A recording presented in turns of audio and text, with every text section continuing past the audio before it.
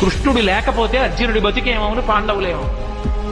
మహానుభావుడు మహాభారత యుద్ధంలో ఒకసారి కాదు ఎన్ని మాటలో కర్ణుడు ఎదురుగుండా నిలబడి ఇంద్రుడిచ్చిన నాగాస్త్రాన్ని ప్రయోగిస్తే నాగాస్త్రం వచ్చేస్తోంది. ఇక అర్జునుడి కంఠం మీదకి వస్తోంది, తల నరికేస్తుంది. వెంటనే తన బొటనవేలు పెట్టి రథాన్ని నొక్కాడు. 5 అంగుళాలు కిందికి దిగిపోయి రథం భూమిలోకి దిగిపోతే ఆ వచ్చినటువంటి నాగాస్త్రం అర్జునుడి కిరీటాన్ని కొట్టింది. ఆ కిరీటం కింద పడిపోయింది. అర్జునుడు దక్కాడు. భగదత్తుడు యుద్ధం చేస్తూ వైష్ణవాస్త్రం ప్రయోగించాడు. ఆ వైష్ణవాస్త్రం తిన్నగా వచ్చి అర్జునుడికి కొట్టేస్తుంది. దానికి ఇంకెదురులేదు. అది వచ్చేస్తోంది. కృష్ణ పరమాత్మ అర్జునుడికి ఎదురు నిలబడ్డాడు. నిలబడితే అది వైజయంతి మాలగా పడిపోయింది. అర్జునుడు నింద చేశాడు కృష్ణుణ్ణి. ఏమి కృష్ణ, నీ చేతకాని వాడిన అస్తమానం నువ్వెందుకు అడ్డుకుంటావు? నేను యుద్ధం చేయలేనా? ఏమనుకుంటారు అందరూ నన్ను అడిగాడు. బావా, నీకు తెలియదు, ఒకానొకప్పుడు నేను శ్రీ మహావిష్ణువుగా ఉన్నప్పుడు ఈ భూమినంతటినీ పైకి ఉద్ధరి